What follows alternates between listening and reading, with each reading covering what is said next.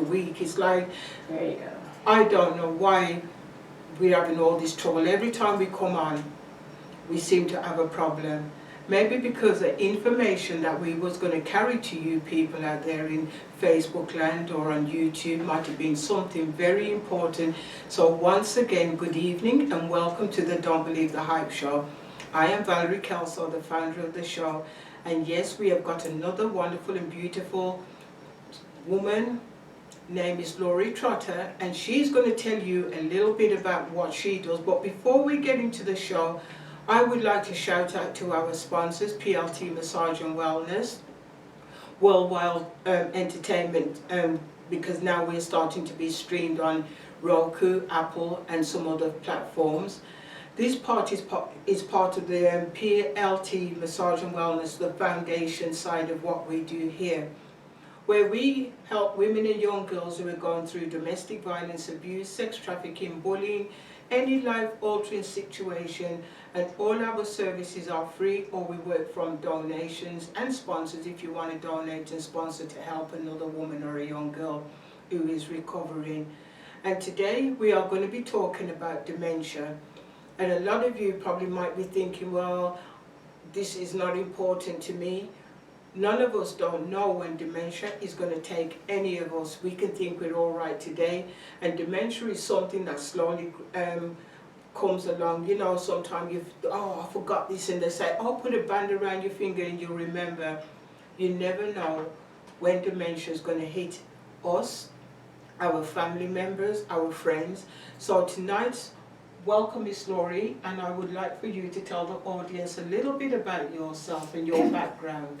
My name is Lori Trotter, and thank you so much, Ms. Valerie, for having me tonight. I'm so excited to be here. My name is Lori Trotter. I have been a nurse in Texas for 43 years now. I'm an RN, and I started out in pediatrics, but then moved to geriatrics. And for the last 30 or so years, I've been concentrating on geri psych, which means mental problems with the elderly. I have a real passion for it, and now that I am elderly, I understand how important it is. And as a home health nurse, I would travel from home to home, and I noticed something interesting, and that was that most of the time my patients were just fine. It was the families that were falling apart. It was the families that were suffering, and they seemed to need the most help, which is why I wrote my book, Navigating Murky Water. So what experience, before we get into your book, what experience, I know you said you've got some experience on dementia, because dementia to me is still a mental condition, right? And you said that you've been an RN. Have you always been dealing with dementia patients, or when did you realize that you had a calling for dementia? I think it was probably about 10, 15 years ago. Mm-hmm. When I said, hey, this is pretty interesting, I want to find out more about it. You know, it's always been a thought in our society that, oh, Aunt Tilly, you know, she's going off a rocker, but she is getting up there. But then I would kind of look around and I'd say, well, you know, these people over here are just fine. These family members are just fine. And they're older than these people over here. So what is the problem? Then I heard the term Alzheimer's, and for a lot of people, pronounce it old-timers, which I think is hysterical, but it's actually Alzheimer's. And I thought, I think I can help. Let me just tell you that when I was 9 years old, I was in the hospital. I'd had some surgery on my arm, and that was back before the day that, you know, parents could stay with you. Yeah. So I was alone in the hospital at night, and I was crying, and the nurse walked in the room, and she said, what's the matter? And I said, my arm hurts and I'm hungry and I miss my mama. So she came in and she gave me a shot for my pain. She found some cookies in the kitchen, and she sat with me and held my hand until I fell asleep. So the next day I told my mom, when I grow up, I want to be the lady that makes the pain go away. Oh, wow. And that's what I've committed my life to. And watching a family struggle with a family member with dementia, that's helping make the pain go away. That's so nice. So I'm going to ask you a question. I know we've got some questions, but Yes. I wanted to know, what is the difference between Alzheimer's and dementia? Actually, dementia is caused by many different forms, okay? Alzheimer's is the most common form of dementia, but it cannot be diagnosed until after death. There is no lab test, there is no CT scan, there is no x-ray that will say, yes, you have Alzheimer's. You have to rule everything out first. And then you say, well, you probably, this looks like Alzheimer's. Even now, when I see patients with Alzheimer's diagnosis, it says Alzheimer's type dementia. It's like nobody really wants to say, yes, they have Alzheimer's. Why? Because there could be a misdiagnosis, and you know doctors and misdiagnoses. In 1906, Dr. Alois Alzheimer performed an autopsy on someone that he knew well, and he had seen her start to have the symptoms, and he said, what happened to her brain? And he found out that the gray matter, the white tissue matter, had overrun the rest of her brain. It's the only way it can be diagnosed in an autopsy, definitively. So why do they say, oh, that person's got Alzheimer's if they can't diagnose it? Okay, so what happens is, if you suspect that someone has dementia, then, and you go to the doctor will rule out other causes. One of the causes may be low or high blood sugar. Gee, maybe the blood sugar bounced up somewhere and they got confused for a little while. Okay, well, we took care of that. All right, we're good. Or they could have had a little stroke, a TIA, transient ischemic attack, and that caused some memory loss, but, you know, pretty stable now and getting better tomorrow, in a few weeks, almost back up there. That's not Alzheimer's. Okay. That's a TIA. Okay, so, and then another cause could be Parkinson's, which also causes some dementia. Parkinson's is treatable, well, kind of. We use levodopa for it, and it helps. And you can see improved symptoms with Parkinson's. But Alzheimer's, nothing helps. And it has a very specific pattern to it. So do you lose your senses and things through when you get Alzheimer's, that you forget as well why it's so close to dementia, or is it two totally different? Well, there's 7 stages of Alzheimer's. Okay. And of course, the first stage, there's no symptoms. Okay. The second stage, there's barely symptoms. And you know, you might think, I mean, come on. Have you ever lost your cell phone? Have you ever lost your car keys? All the time. All the time, right? And so you think, gee, what was I doing with my cell phone? When did I have it? Oh, I was talking in the kitchen. Okay, it's not in the kitchen. What did I do? You know what? I ran to the bathroom. It's not in the bathroom. I left it upstairs, and there it is upstairs. You thought back through it. You went back through it. Yeah. That's not a sign of dementia. Okay. That's a sign of being too busy to pay attention to what you're doing. That's what that's a sign of, okay? But if you have dementia, what do I do with my phone? What's my phone look like? Why did I need my phone to begin with? And in a few minutes, you probably forgot you're looking for your phone. That's the whole difference. Okay. Okay. So you said there's 7 signs of Alzheimer's. Is there any, how many signs are There's there? there's 7 stages. What about dementia? Is that It's the same thing. It's called Okay. Alzheimer's dementia. Alzheimer is the name of the most common form of dementia. Okay. So what are the number 1 concerns that most parents or most loved ones have? The number 1 concern that I tell families is safety. Got to be safe. Okay, so one thing you do not want to do, and I've seen this done so many times, is you don't want to lock Grandpa in the bedroom. People want to lock somebody in the bedroom so they can't get out and wander through the house and cause problems. Don't do that. It scares them. They wake up in the middle of the night, they forget how to get out the door, they start pounding on the door, they panic. So this is what I suggest, is nursery monitors. Okay. I had one patient who, he was so funny, he was a great guy, but he couldn't walk, but he forgot he couldn't walk. So he was in a wheelchair, and every once in a while he'd get up and start trying to walk, forgetting that he couldn't walk and he'd fall. So she had a nursery monitor with him all the time, so he was within earshot. One thing I do suggest is some people have got those The number things on your door, we have one, you know what I'm talking about, the locks that you put the code into and it Okay. opens the door, okay. So if you choose to do that, notify your fire station, make sure they have the code. Notify your police station and make sure they have the code. Because if you have a problem, Grandpa's not gonna open the door if he's there. That's right. Yeah, be sure they have easy access to your home. I hope you're all listening to this conversation because this is affecting so many of us now, this Alzheimer's, stroke, dementia, you know what I mean? So if you've got questions that you would like to ask Miss Lori, please feel free to ask your questions because we, like I said already, we don't know when a situation is going to take us where somebody, you might think, I wish I'd have asked a question. So Miss Lori says she wrote a book on Alzheimer's, and what's the book called, sorry? Navigating Murky Water, A Caregiver's Guide to Dementia. And where can, if somebody... Amazon. Okay. Amazon. And if someone's local and they want to get the book local, can they do that? Sure, all you have to do is contact me. I'm on Facebook. And just contact me, send me a message, and you and I'll get together, and I'll even sign it for you. See, Yeah. there you go, she'll even sign the book. Absolutely. And can you tell them a little bit about what's in the book and why you decided to write the book? I decided to write the book to help people. I'm a writer anyway. I've done 7 books. And this one, I just wanted to help. It's not a pretty book. Some books about Alzheimer's you see are all about hearts and flowers and wonderful things. This is not. This is nuts and bolts.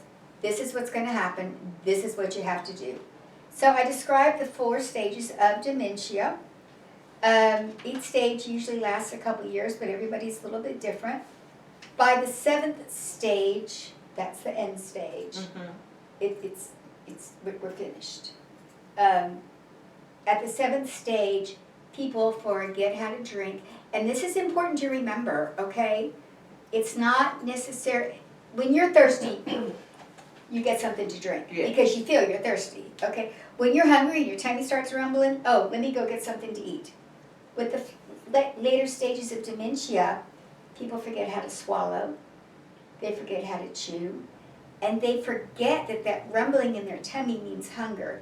They forget that that dry mouth can be satisfied with something to drink. So you can literally have death from dehydration and starvation right alongside a water pitcher and a mound of food. Okay, so is there any way that a family would know if their loved ones is dehydrated and if that person doesn't want to eat or drink? Well, if you're dehydrated, one of the first things you look at, well, the symptoms of hydration are pretty easy. They're like increased confusion. Well, you already have dementia, so, you know. But if somebody's keeping up, and at this stage you're keeping up with things like urination, defecation. So if the urination is less, and Grandpa hasn't used the urinal in all day, then there could be an issue with dehydration. And there's people who have that problem now and they haven't got nothing wrong with them. Right. You understand what I'm saying? So most people ain't going to be looking and thinking, oh, well, that's a problem because, well, Grandpa hasn't been to the restroom for 2 days and that's normal. I haven't emptied my bowels for 3 days and that's normal because this is what my body, I normally do. But I'm not talking about bowels, I'm talking about urine.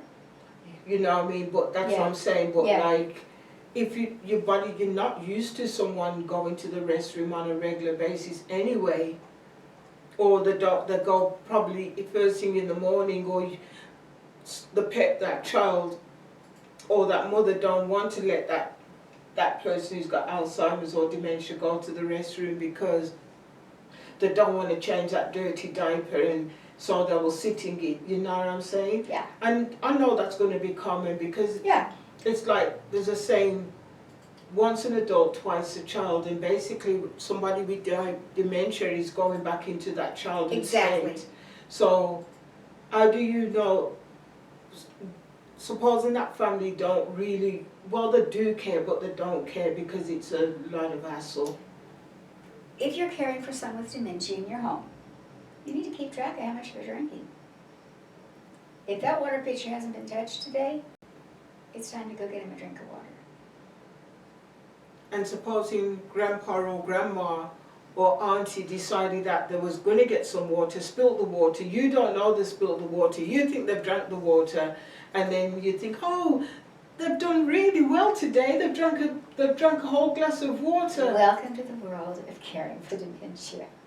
You see what I'm saying? Yeah. So there's a lot of little things that you've got to Really put together, yeah. Even making sure there's safety locks on your doors and all the rest of it, Make because sure you have a fire extinguisher.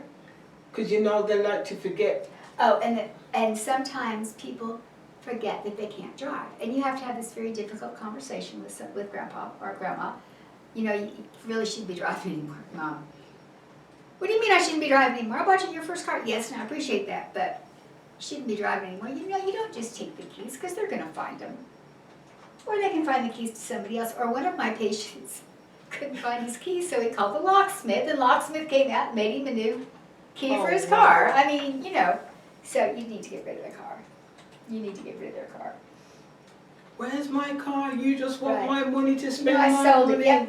Yep, that was it. Okay, so the number one rule with dementia people, after you keep them safe, is don't argue. Don't argue. And it's something that you really want to do.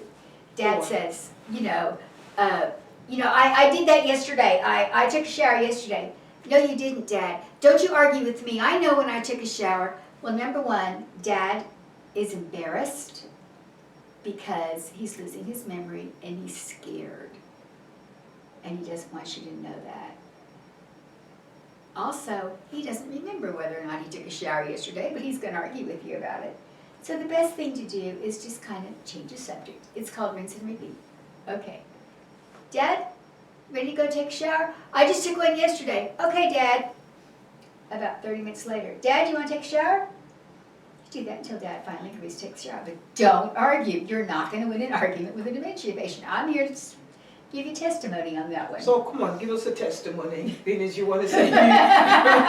Give us a testimony. You can let them all know out there in the world. We caught my mama. My mama smokes, and she was, I think, 14 years old.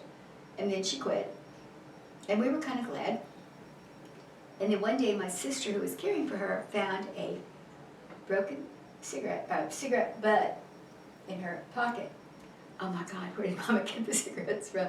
We didn't really care if she smoked. We just didn't want her burning the house down in the process. Yeah. So I told my sister, do not bring it to her attention, which she did anyway. You know I quit smoking. I don't know how that cigarette butt got in there. You put that cigarette butt in there, didn't you? You put it in there because you're trying to make me look bad in front of the family. You sound like an alcoholic. That's the same thing as someone who's an alcoholic or takes Yes, exactly. Would say. So I told her, I said, look, just get rid of the cigarette butt, search the house, get rid of the lighter, don't mention it again. And that's what worked best. My sister found a half pack of cigarettes that somehow Mother had managed to sneak behind the silverware drawer. Oh, wow. But, you know, she's got dementia, right? Right. How was she going to even find it where she hid it? Who knew? Who knew? I mean, it was so funny. Yeah. So, the other thing, the 3 choices you have if you have someone that you're caring for are basically assisted living facilities, long-term care, which is a nursing home. I know everybody hates that, or staying home. So what I discuss in my book are the pros and cons of each one. Staying home, oh yeah, I can take care of Mama. Okay, well, you can take care of Mama right now. But think about that dog that you got, that the whole family said they were going to help you take care of. Who wound up taking that dog out mostly? Okay, if Mama lays in the bed too much, she's going to get bed sore. She needs to be turned every couple hours. You cannot leave your Mama laying there in her dirty diaper all night. So think carefully before you say, I'm going to bring Mama home. And the thing with dementia, Valerie, is understanding, and this is a hard concept, but understanding that this is not something that's going to get better. It's not like she just had a hip replacement. You're going to take care of her for a few days and she's going to be fine. This is going to go on down and on down and on down until at the end stage, if she survives that long, the time from the first diagnosis, the mortality rate from the very first diagnosis is 5 to 7 years. Okay. So in the end, if she survives to the end, she's going to be laying in the bed, not knowing you, not having any control over her body, and be total care. So, I know you said she's not going to have any control over her body, but when I was back in England, I worked at we call them care homes, you probably call them, they're not living assisted because I literally stayed in that care home. And I had a little old lady, and she took a shine to me, and she would be running down the road, I'm going home, with a little walking stick, and I'm telling you, these people can move fast when they want to move fast. Yes. Right, and she was, I'm going home, and the care, the nurses were there trying to bring her back, and she would be chopping on them, and then somebody was saying, Valerie, you need to bring the lady back, and I was like, come on, let me, you go in the cupboard and eat some candy.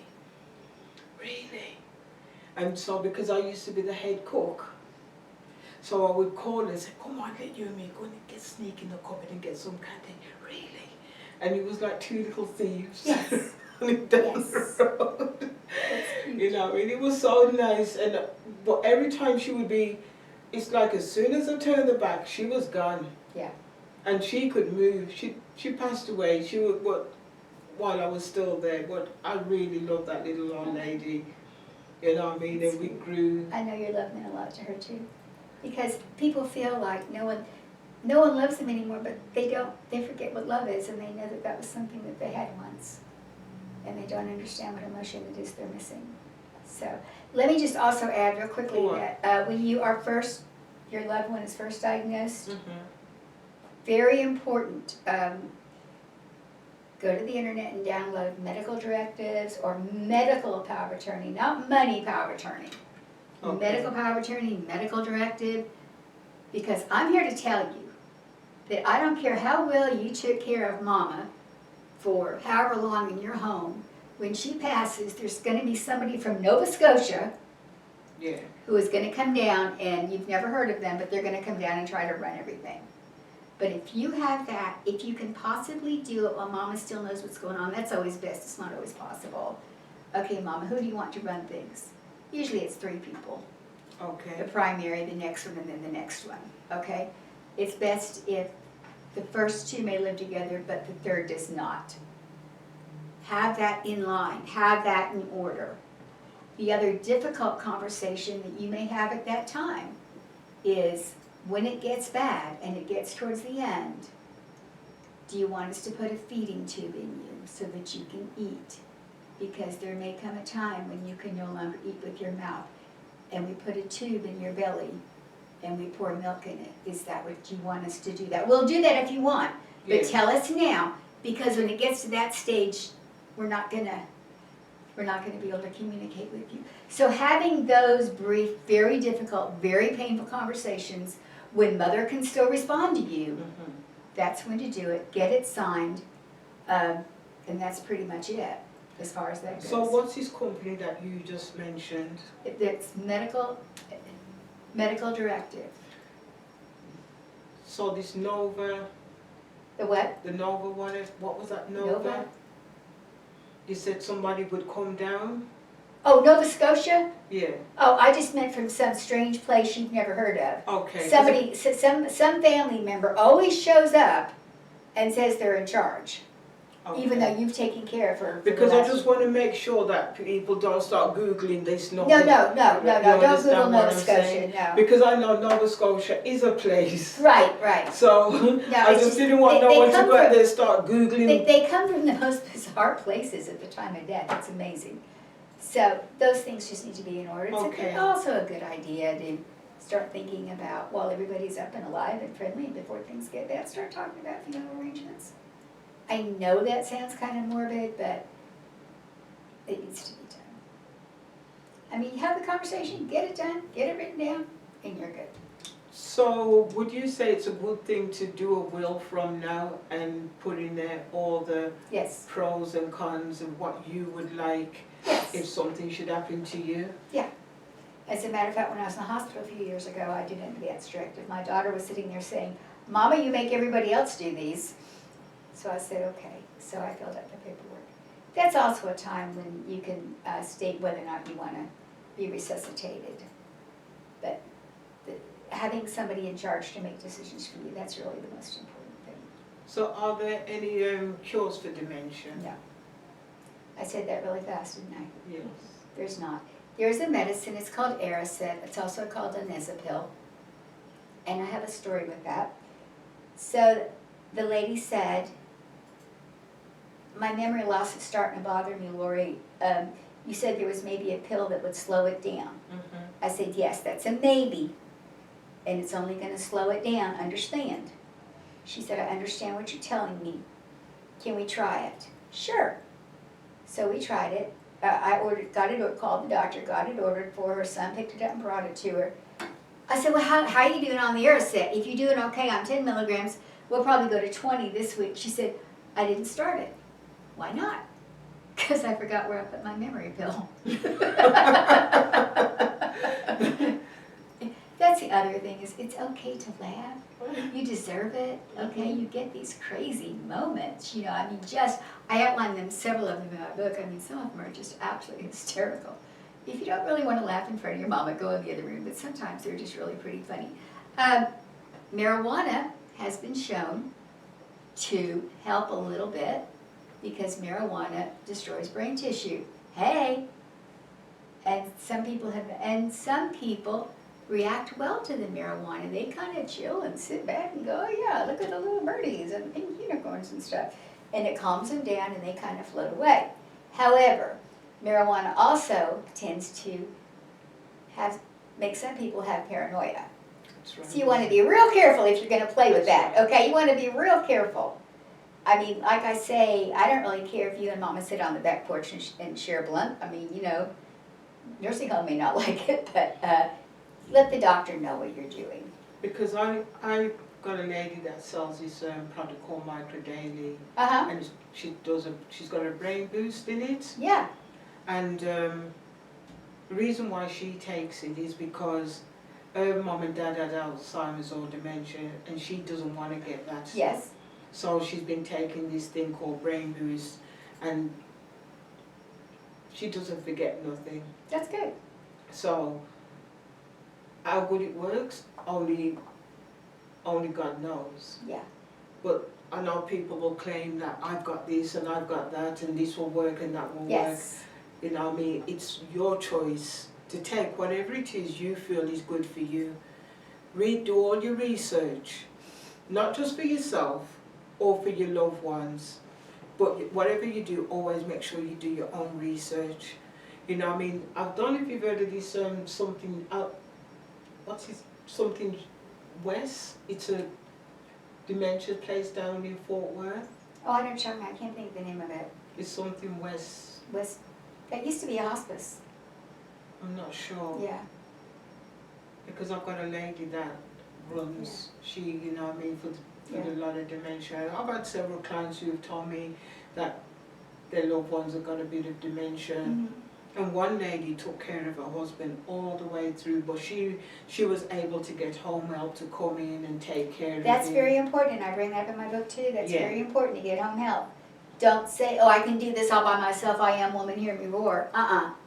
You need some help.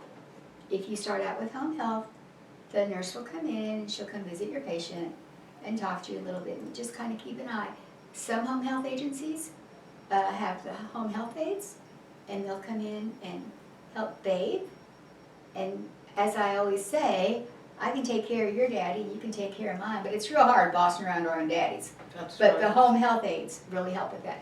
Then you probably at some point in time will reach a point where you say, okay, it's time to bring in hospice now.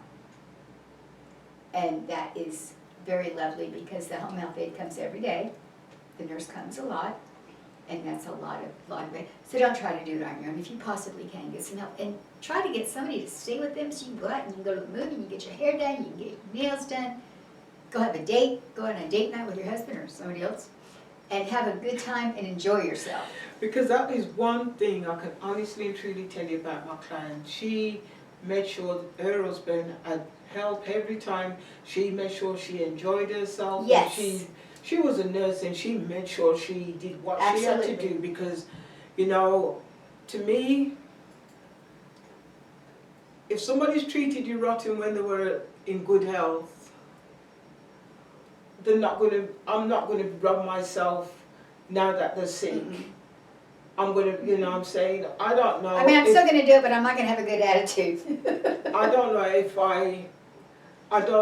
I would want to look after somebody who's got dementia, because I don't know if I'd have that kind of patience, because I know it's a lot of patience that you've Yes. got to have looking after someone Yes, like I do. that. And but she was fortunate that she had women who would come in, and so she didn't disrupt her life in any way when she was taking care of her husband. And I really and truly applaud her for that. Yeah. You know what I have to mean? enjoy But yourself. If you wear yourself down, you're no good to anybody. that's right. And can I ask you one other thing? See, now I think I've got dementia now. Don't. You have no idea how often I have to like really think about it myself. Who did you write your book for? For the caregivers of dementia patients, the families. I'm hoping that they will get something out of your book. I do too. Some of my patients that have read it, one lady liked it so much that she called her sister who was going through a similar struggle, and her sister ordered it. And people that have read it say, hey, this is really a common sense approach. Now then, let me say this one last thing, is that if you feel your family member may have dementia, there are multiple tests online. One of them is called the SLUMS test. It's a horrible name, but it stands for St. Lucia University something mental status exam. And you can get those and you can look at them. And you don't have to formally do it. You can just kind of think, okay, does he know? If I'm not working today, I may not know the date. Surely I know the year.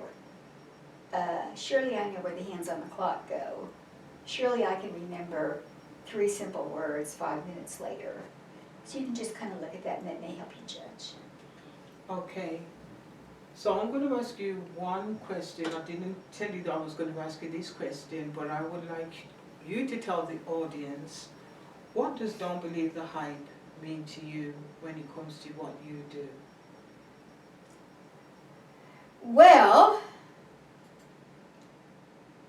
myself, I didn't know that was the name of your podcast, but I loved it because I try not to believe the hype. I try to keep my mind open, but don't believe the hype means find out what you're doing.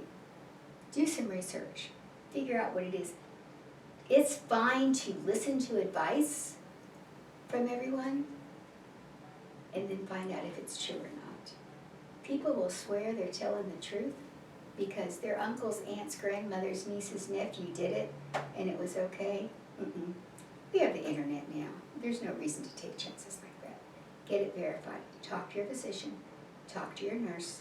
See what's going on, but don't believe the hype. Thank you very much for coming into our studio today. Listeners, I hope you got something from our talk on dementia and that you will reach out to Miss Lori Trotter. She said you can find her on her Facebook page. Yes. You've got an Instagram? I do not. I'm on TikTok No, and TikTok, I'm on that's right. Facebook. Start to say Facebox. I'm on Facebook. And so her name is Lori Trotter, Lori, right? Not Lori or whatever. Is it Lori? It's Lori, Lori. Yes.